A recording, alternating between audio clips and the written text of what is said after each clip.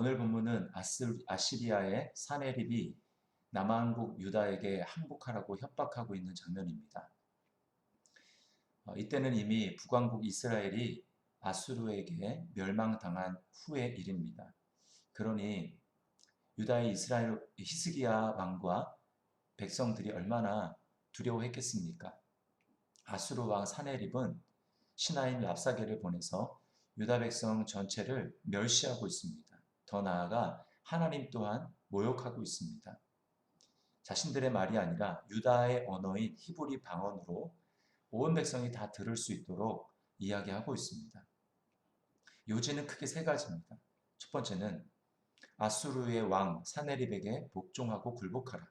그러면 너희가 평화롭게 잘 먹고 잘 살 수 있을 것이다. 두 번째는 헛된 대상을 의지하지 말아라. 그 헛된 대상은 두 가지인데 첫 번째는 이집트입니다. 애굽은 부러진 갈대 지팡이와 같으니 의지할수록 너희 손만 다칠 것이다. 그리고 또 하나의 대상은 바로 너희가 믿는 하나님 여호와다. 히스기야의 말을 듣지 말아라. 하나님 여호와가 너희를 아수르의 손에서 구원한다라는 그런 헛소리를 집어치워라. 이제껏 다른 나라의 신들이 아수르 왕의 손에서 그 나라를 구원한 적이 있느냐? 없지 않느냐? 너희 조금 전에도 하나님을 의지한다고 하는 북이스라엘이 멸망당하지 않느냐? 그러므로 여호와는 너희를 구원하지 못할 것이다. 라고 그렇게 이야기를 하고 있습니다. 저는 이 본문의 말씀을 묵상하면서 이 본문의 내용이 지금 우리나라의 상황을 잘 보여주는 것 같습니다. 코로나19 상황 때문에 교회는 세상으로부터 손가락질과 비난과 조롱을 받고 있습니다. 그래서 우리의 조롱 때문에 더 나아가 우리 하나님의 영광도 가려지고 있습니다. 우리가 분명히 알아야 될 것은 세상의 힘과 권력이 있는 자들의 한계는 그들이 눈앞에 있는 것밖에 모른다라는 것입니다. 그들의 경험이 전부이고 진리인 것처럼 이야기한다라는 것이죠. 세상 사람들의 눈에는 당연히 하나님이 보이지 않습니다. 하나님은 눈에 보이지 않는 분이고 우리의 오감으로 감각할 수 있는 분이 아니기 때문에 그렇죠. 이것은 당연한 것입니다. 그래서 세상이 하나님을 알고 우리를 이해해 줄 거라고 생각하는 것은 잘못된 기대인 것입니다. 마치 꼬마 아이가 대학 수학의 어려운 문제를 풀 수 없는 것과 같습니다.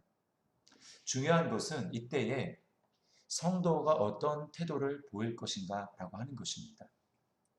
세상이 교회를 조롱하고 성도를 조롱할 때 성도는 어떤 선택을 할 것인가? 첫 번째는 그럼에도 불구하고 우리는 하나님을 선택해야 한다는 것입니다. 여러분 랍사게의 제안은 아수르를 세상을 선택하라는 것입니다. 왜냐하면 힘이 있기 때문이죠. 힘의 논리입니다.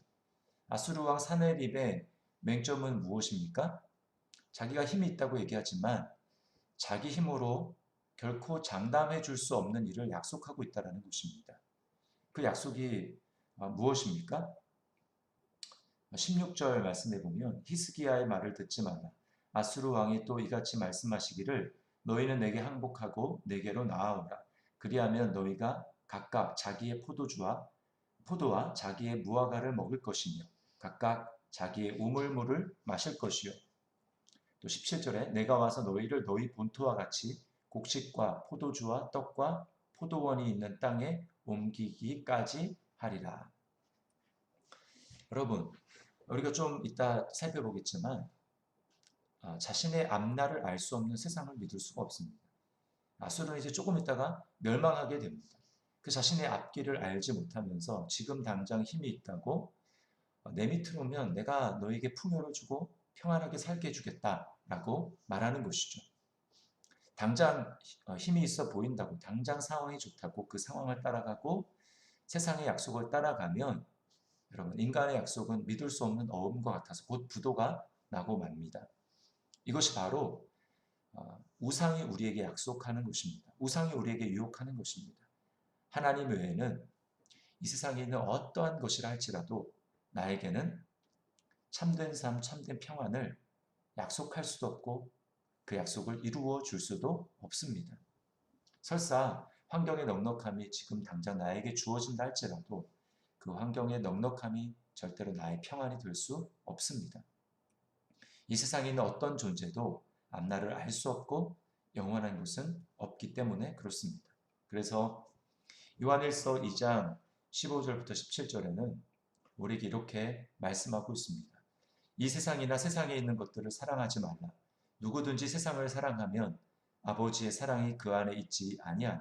이는 세상에 있는 모든 것이 육신의 정욕과 안목의 정욕과 이생의 자랑이니 다 아버지께로부터 온 것이 아니요 세상으로부터 온 것이라. 이 세상도 그 정욕도 지나가되 오직 하나님의 뜻을 행하는 자는 영원히 거하느니라. 아멘. 그럼 무엇을 선택해야 합니까? 세상의 달콤한 약속, 앞날을 알 수 없는 그 허무맹랑한 허언과 그 약속을 의지할 것이 아니라 그럼에도 불구하고 우리 하나님을 의지해야 하는 것입니다. 하나님의 말씀을 선택해야 하는 것입니다. 그것만이 우리에게 참된 안식과 평안과 미래를 줄 수 있습니다. 두 번째는 이렇게 어려울 때일수록 우리는 믿음의 공동체 안에 들어와야 하고 믿음의 사람들과 함께 우리 삶을 나누어야 한다는 것입니다. 오늘 유다 백성들의 지혜로운 점은 21절에 있습니다. 그러나 그들이 잠잠하여 한 말도 대답하지 아니하였으니 이는 왕이 그들에게 명령하여 대답하지 말라 하였음이더라. 그때에 힐기야의 아들 왕궁 맡은 자 엘리야김과 서기관 셈나와 아삽의 아들 사관 요아가 자기 옷을 찢고 히스기야에게 나아가 랍사게의 말을 그에게 전하니라. 여러분 뭘 보여주는 것입니까? 믿음의 공동체, 교회는 세상과 더불어서 일일이 응대하고 거기에 답하고 우리 억울함을 이렇게 이야기하고 하는 것이 아닙니다. 우리 그리스도인의 생명은 이 세상에 속해 있지 않습니다. 예수님을 믿을 때 이미 우리는 그리스도와 함께 우리 생명이 하늘에 감추어졌다고 골로새서는 말하고 있습니다. 따라서 우리는 하늘에 속한 시각으로 살아가는 훈련을 매일매일 믿음으로 해야 하는 것입니다. 이럴 때일수록 우리는 세상에 대해서는 잠잠해야 합니다. 세상에 우리에 대해서 이야기하는 것에 다 일일이 답변할 필요가 없습니다. 반대로 하나님께 소망을 둔 믿음의 공동체와 지체들이 하나가 되어야 합니다.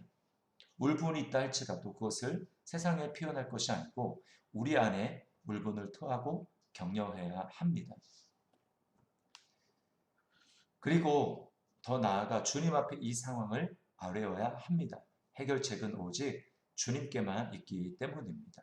이럴 때일수록 우리는 기도 제목들을 가지고 서로 나누고 함께 기도해야 될 것입니다. 주님 앞에 나아가야 될 것입니다. 주님 앞에 우리 상황을 아뢰며 우리의 안타까운 마음들, 그것들을 주님 앞에 토하고 주님이 이 상황을 해결해 주시고 주님이 다스려 주실 것을 우리가 믿음으로 바라봐야 하는 것입니다.